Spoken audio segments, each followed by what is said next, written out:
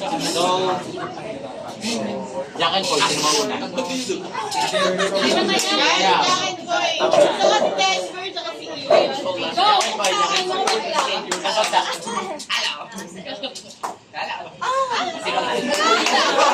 Ay kami. Isa lang ito mag-explain. May timer? 1 minute. So, ang naisip namin gawin is, first, ipapawork from home namin siya para makafocus sa bahay. And maalagaan niya yung asawa na nag-overseas. And shorter work hours para balance na yung work-life balance niya. Kahit kung sa bahay na siya, bibigyan din namin siya ng shorter work hours para may work-life balance siya sa bahay and maalagaan niya lalo yung asawa niya. And yung promotion naman, nakakapag-intay yan, maybe like, kunyari, 9 months pregnant na or like 8 months, malapit na lumabas yung baby. Paglabas, tapos or like after a while, pwede na namin siyang i-promote kasi na-test din namin kung pwede siyang magtrabaho off-site naman. So, nakita namin flexible siya, nakipag-call siyang magtrabaho, and so kapag natiwalaan siya, yun. Okay. Next.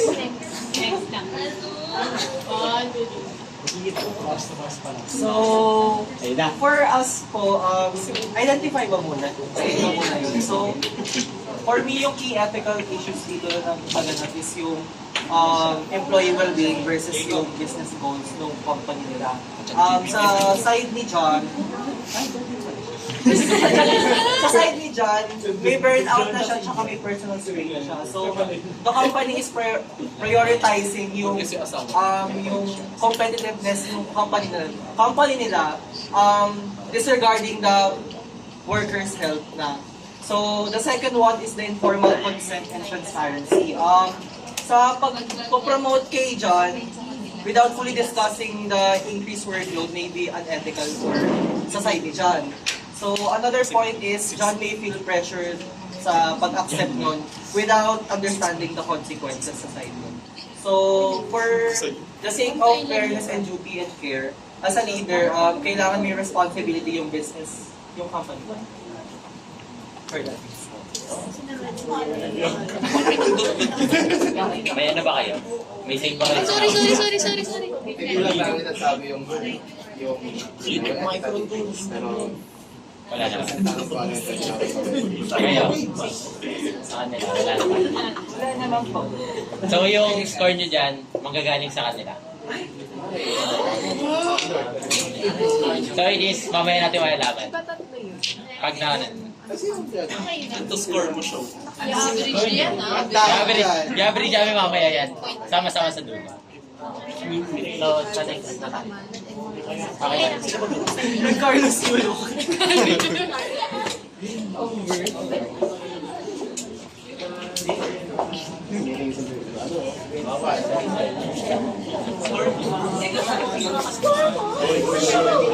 Okay, guys. Next natin.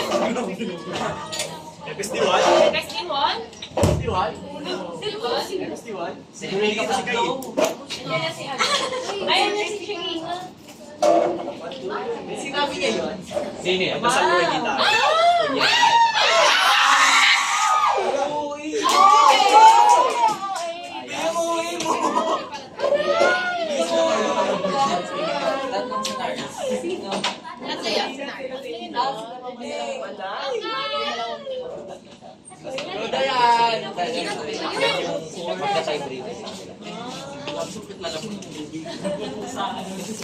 Wala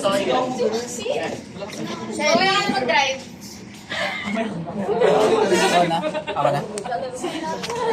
Dalawa lang kayo. Gabi pa, ang dami nila. Isang pamilya versus isang bahay. Score namin.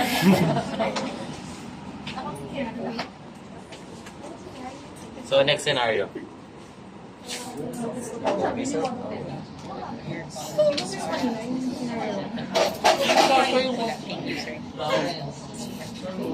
What?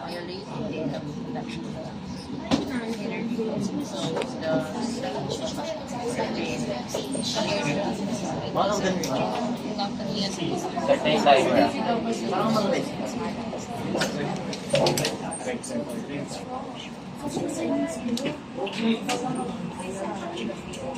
I think dito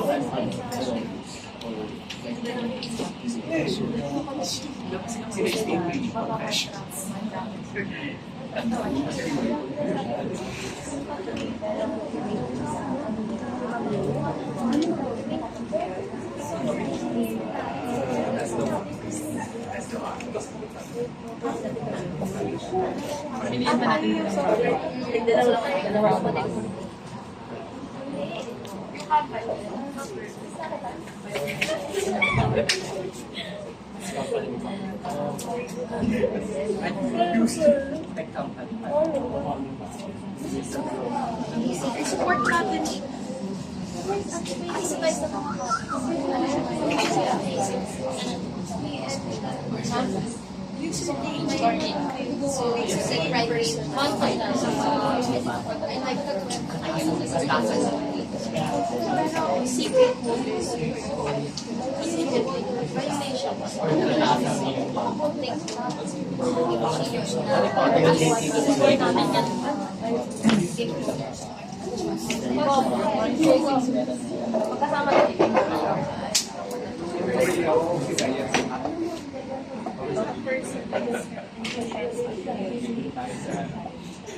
So, sino mas tarot? Sa halin.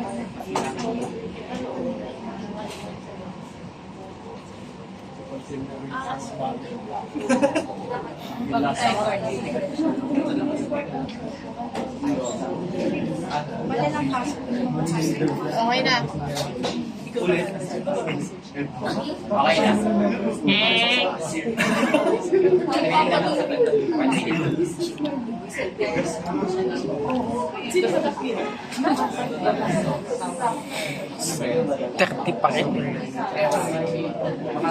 Guys, okay na. So, Bato. pick kayo na. Mag-pick daw kayo. Pick kayo. Go. Guys. Ayaw pa rin. Pick. Sino muna? Natakot ka kay Mami Oni.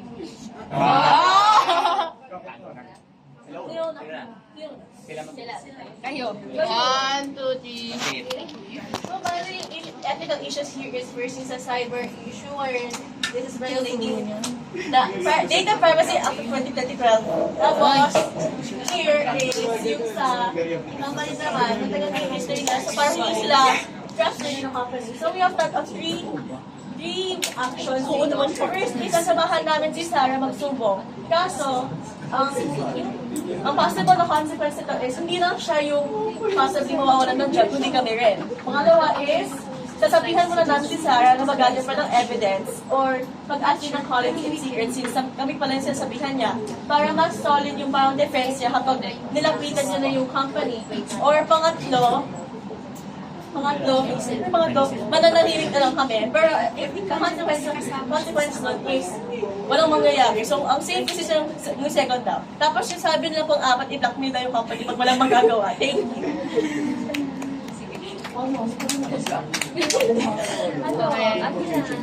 Papablatter. Papa-blotter.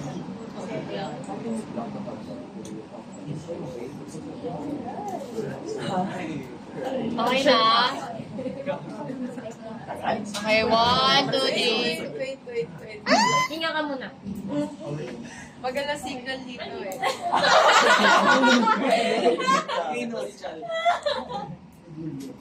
Kaso na yun. Okay. Okay. 1, 2, 3. So, ang main point nga dito is yung user collection na mali. So, according to Republic Act number 10-173, ang mahahatol mo sa illegal collection of user data is yung significant fines and imprisonment. Kami yung colleagues. So, ang gagawin namin is support namin kasi ang pwede mong ihatol dyan is pwede kang makulong ng 6 years and fine from 500,000 to 5 million. So, history lang naman siya of silencing. But how heavy is the Data Privacy Act? So, you have the right to be informed, you have the right to object, and the right to access sa mga personal data held by the organization kasi you're part of that organization. And meron kang right to damages and the right to data portability. So, if your data privacy rights have been violated, if you believe... Ha? So, you can file a complaint with the NPC. Yes. Sabi niya So, yun. 30 minutes. What she said. Ay, 30 seconds. Sorry. Dapat naging debate. Sige, pwede. Benefits kasi nila eh. Pwede kayo mag-ano. Yes. Si Sarah. Akala ko yung kapatid. Pareho lang naman kami. Kasi sabi namin, yung safest option is yung second na sinabi mo, which is Yung magagather pa sila ng... yung blackmail. Ano yun pag business private ka? Gagamitin nila yung agenda. Pwede yun. Pag masama ko galing mo, nag-team sila. Hindi sila magkakaroon. Pero may mga 5 million. 5 million mas mataas yun. Ano na? Next na? Okay na ba? Okay na? Wait, wala pa yung score eh. Wait lang guys. Hindi, okay na. Anong isa pa? May isa pa sila. Score guys, score. Ano? Yan ka.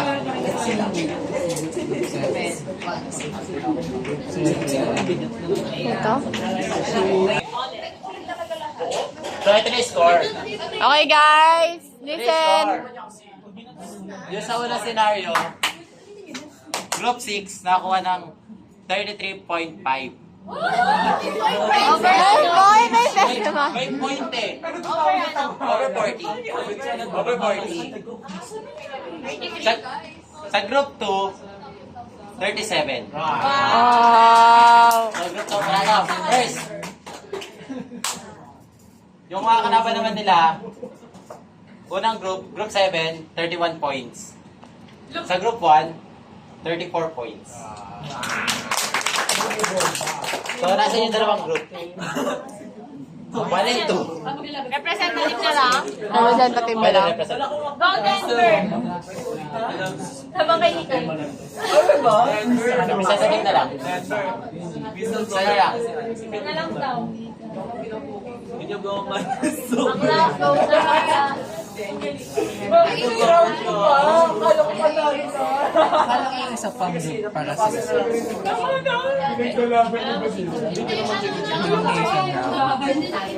Sana dapat pala natin.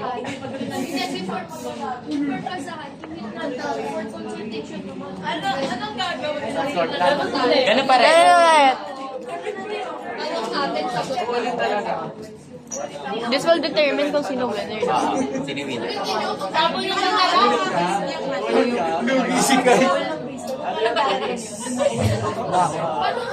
So, determine. Ayan.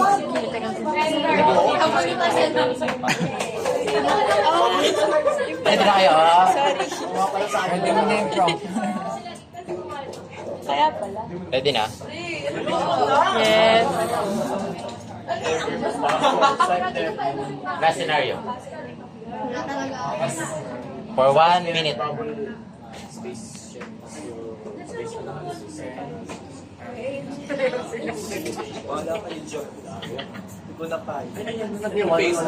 Pinicturean niya para makapipis. Dapat nga sila pero sila guys. Pabilisan ka. Pabilisan ng signal. Lugi yung wala siya. Napalit pala ng signal to eh. Hindi sana nagdala na ako ng router. Versus perplexity AI. Nanalo dyan. Layo. Meta eh. Maulitin sa akin. Hindi. Gusto namin na reconciliation. Mula side.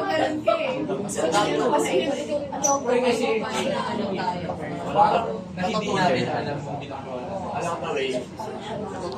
Magkakamali namin. Go, Denver! Okay. Graduate ka sabi mo sa Okay, guys. Pick na kayo. Nagagalit siya, nagagalit siya. Pick na kayo, guys.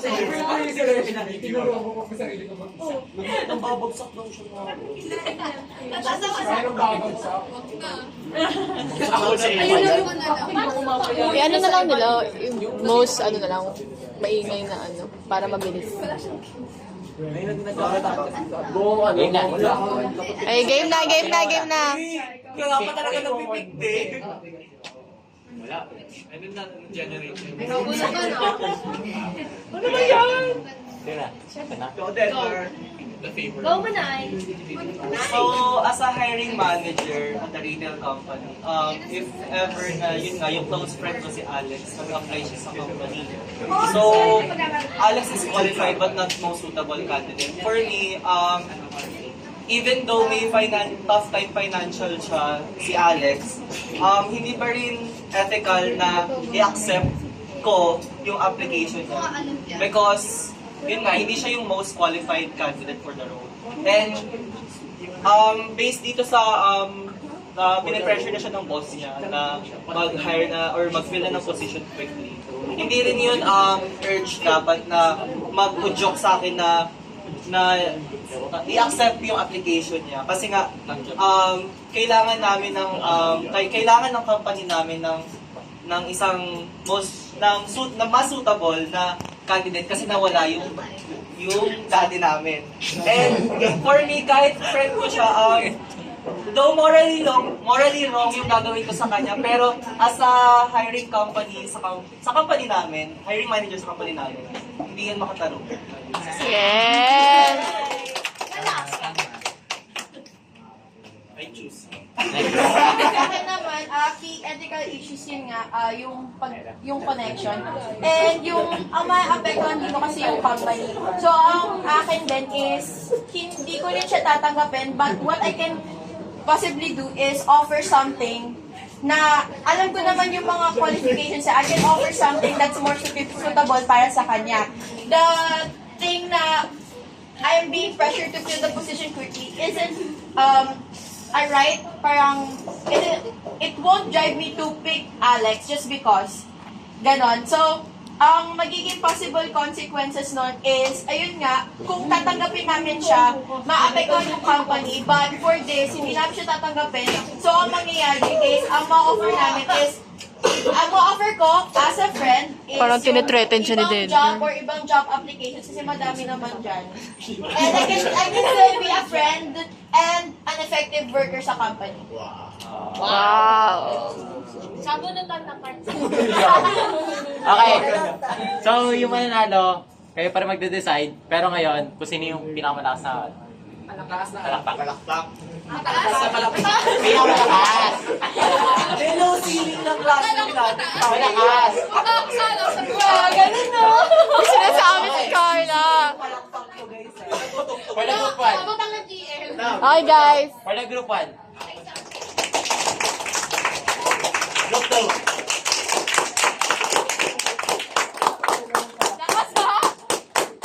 Malakas yung isa. Diba? Group 2.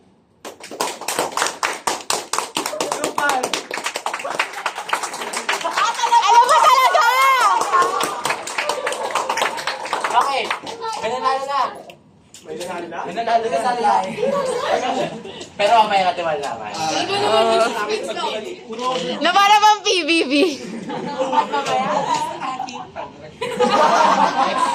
Sa susunod. Hindi pa.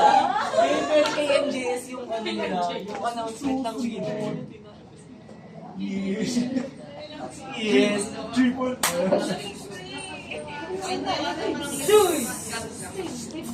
Okay po, for our next, di ba pinagawa ko kayo ng cover letter each? So, ito po yun. Next. Pasok mo niya. So, ang mechanics nito is each group will be assigned a real architect job posting from LinkedIn, and using the details from the posting, Makinig. whereas it write a proper customized cover letter addressed to the employer. Ayun, yung group 1, 3, and 6 ay gumawa ng traditional cover letter, and yung group 2, 5, and 7 is nag-email style. And after nun, groups will, with the same link in job posting, will present their cover letters in front of the class, and after both group present, the rest of the class acts as the employer and votes on which cover letter would most likely be accepted or considered for an interview. And the group with the most votes for the job posting wins that round. So, at tama ba? the group 1 and 2, babasahin niyo po yung cover letter niyo. Group 1 and 2.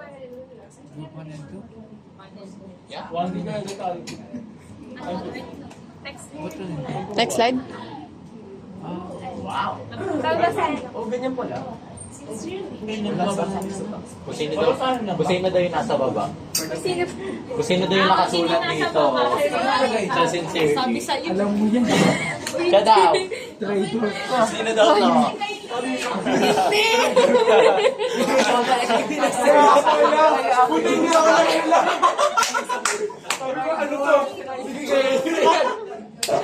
Okay lang yan, kaya ako naman yung ganyan. Sino tayo nasa baba? Sino daw yung nasa baba? Sinabi niya yun. Sasabihin ko pala sa Okay. Corporate talent acquisition, personal collection, direct selling, incorporation, personal collection building, Mandaluyong City. Subject application as a project architect at personal collection direct selling team. Dear Miss Marie, I am writing to express my enthusiastic interest in the project architect position at personal collection direct selling team, which I discovered through your LinkedIn posting. With over 4 years of dedicated experience in architectural project management, I am confident that my skills and background are a perfect match for the requirements of this role. A graduate of Bachelor of Science in Architecture, a licensed architect for 2 years, I have gained experiences and knowledge about retail store planning, fit-out design, or any architectural project management, handling end-to-end projects from design development to construction turnover. From these experiences, I became proficient in AutoCAD, SketchUp, and familiar with 3D rendering tools. I am particular about monitoring site progress, reviewing revisions, and managing multiple projects simultaneously. Without compromising on detail or quality, my strong communication skills have been essential in effectively presenting and coordinating with both internal teams and external partners. Thank you for considering my application. My resume is attached to your review, and I am available at your earliest convenience for an interview. Sincerely, Kelly Gesola. Is there any critics po ba sa letter niya or perfection? Wala. Ayoko sumagot, nandito ako sa tabi. Mamala ng teaser niya. Wala talaga. Wala. Sabi niya yan, ha? Yung sa ano lang, like, yung sa first line ng second paragraph na a graduate of Bachelor's of Science, a licensed architect in 2 years. Parang mas makikita mo kasi siya sa resume na ganun siya i-word out. Pero kung sa cover letter naman, since you're using I pronouns naman na, siguro ganun na rin dapat yung ilagay mo sa pag-describe ng degree na nakuha mo and yung experience mo as an architect. So, paano po ilalagay? Right. I am a graduate of Bachelor of Science in Architecture and have been a licensed architect for 2 years. Siguro kasi continuation siya ng first paragraph. Sinabi dito na I am confident that my skills and background are a perfect match for this role. like as a graduate of Bachelor of Science in Di ba Architecture. ano yan? Kasi sa structure ng sentence, gamit din naman yung I. Ay, kasi hindi comma yan eh. A graduate of, ganito siya ba? Ay, ano ba siya? A graduate of Bachelor of Ah, Science in okay. Architecture, a licensed architect of 2 years, I have gained ganon. Siguro, instead of as a graduate, para mas, kasi para siyang parang isang line lang, kaya hindi ko na-notice yung Thank you for that wonderful insight.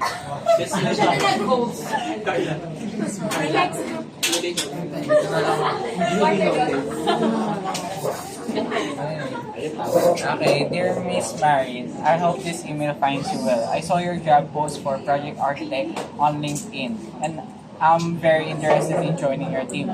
Attached are my resume and portfolio for your review.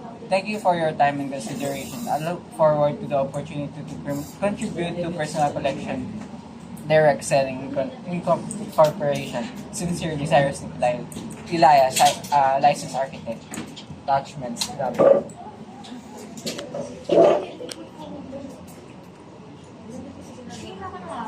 So, meron po bang Critics about that. Nakadyan.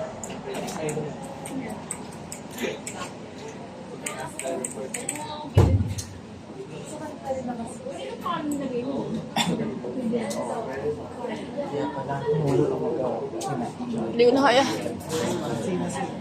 Ano siya? Cover letter daw. Cover letter. Ayun. Hindi nila na ako na gawin as cover letter. Instead na gumawa sila ng email for the passing of the resume. Meron pa daw bang Cover letter naman lahat. Cover letter, pero different.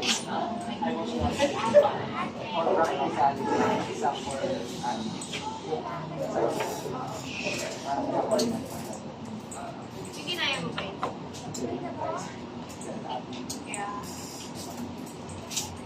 Wala na. Okay, so, mag-vote tayo kung sino yung most likely na tanggapin sa in-applyan nila sa group 1 and so sa group 1, raise na hands na lang.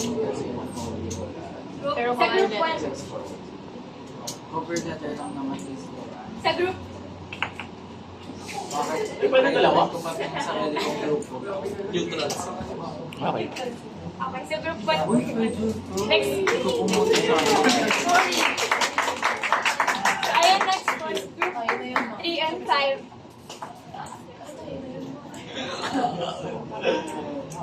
Ayan.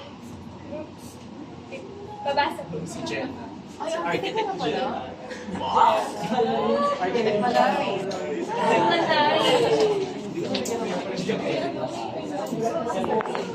si Arma.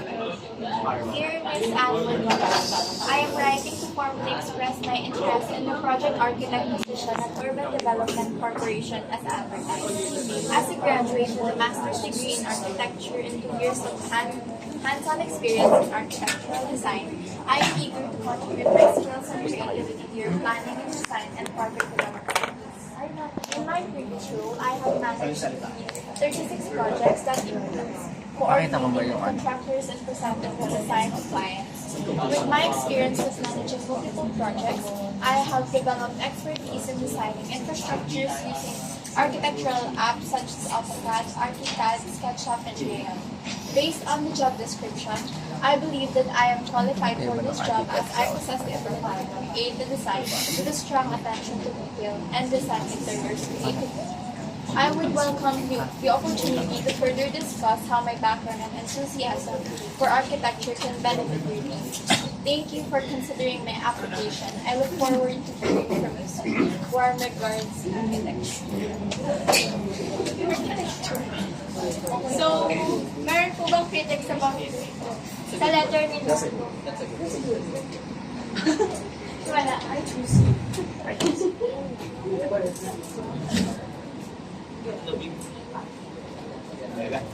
So, walang John Paul, yes.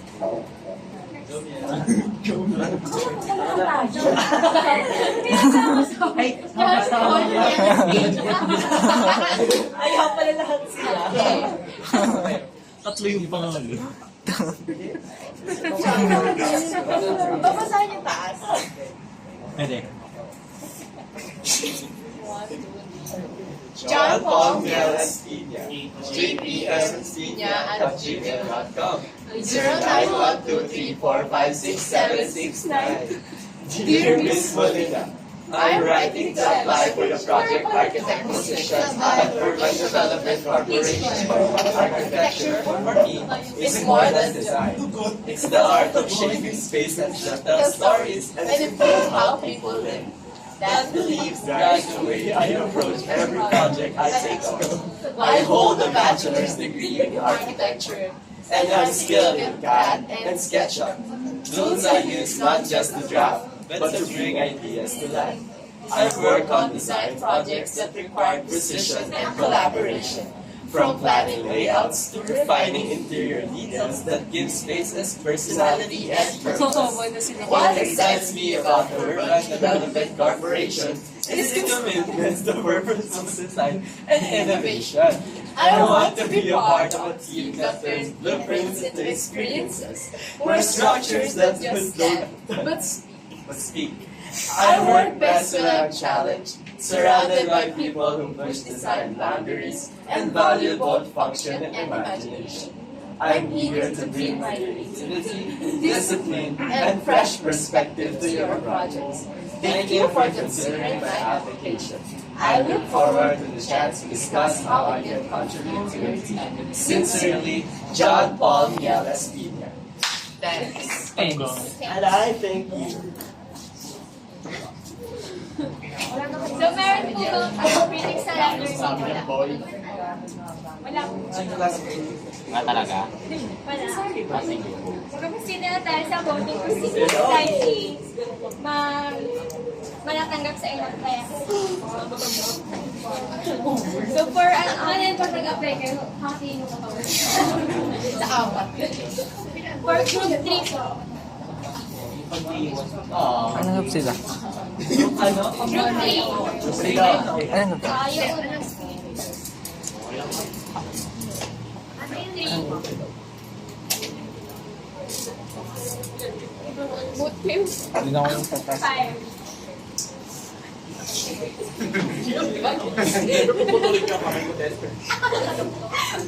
Ganun ka na lang. Half na lang. This is a treat. This is a treat. T-R-E-A-T. Ay. Tayo daw, tayo. Hati kami. Hati kami ng party.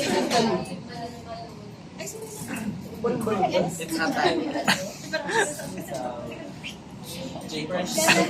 Jacobs. 6 and 7. Ano yung 7? Isaiah. Bahala. Si Isa, yung magbasa. O yung update na sa panito.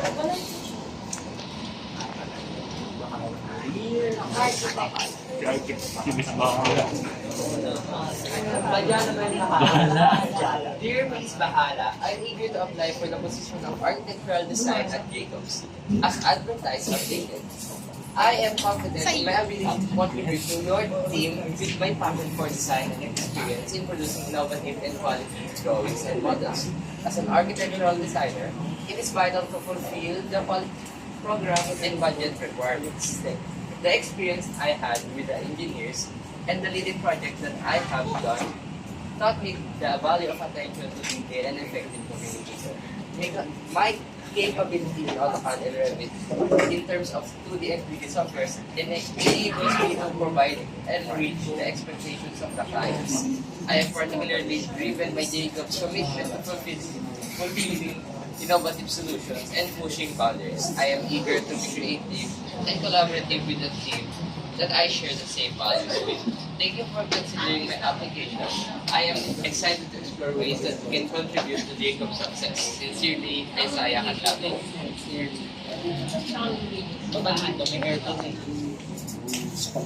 Meron po bang critics sa letter na?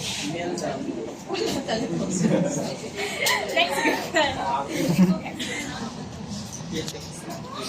Group 7. 7. So, Kate Cassie.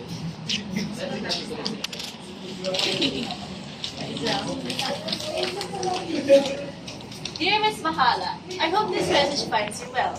My name is Cassandra W. Fernandez, and I am writing to formally express my interest in the architectural designer position at Jacobs.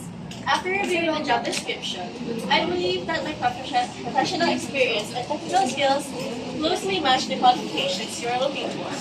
I have accumulated over 5 years of drafting experience, primarily focused on concrete and steel structures.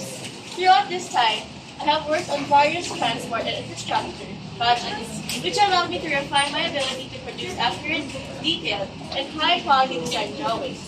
I consistently adhere to established QA procedures, maintain organized project files, and ensure that all drawings, models, and technical queries are completed and released in a timely manner. I am proficient in AutoCAD and SketchUp, along with foundational knowledge of civil engineering. My familiarity with these tools, combined with my ability to handle multiple projects simultaneously, has helped me contribute effectively to past teams and deliver work that meets industry standards. One aspect of this role that particularly interests me is the emphasis on continuous learning and staying updated with the latest design software. I appreciate Jacob's commitment to training and development, and I am eager to further strengthen my 2D and 3D design capabilities. I welcome the opportunity to contribute to Jacobs and support the team in delivering successful design and infrastructure projects. Thank you very much for considering my application. I look forward to the possibility of discussing my qualifications more with you, especially Cassandra W. Fernandez.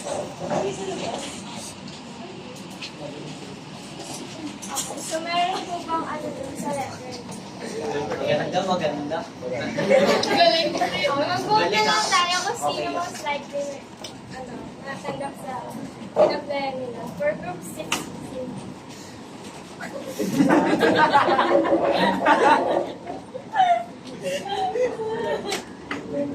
Sa group 7.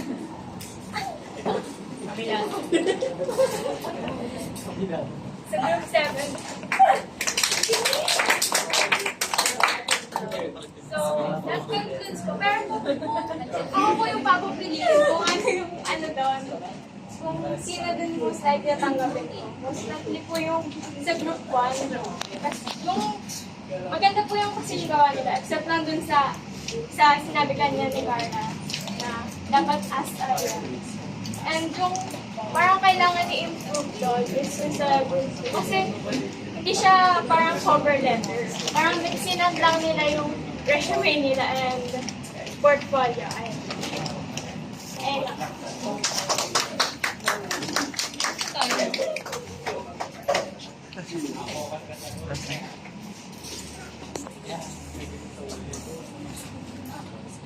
Okay guys, that concludes our OVA. Yay! Yay!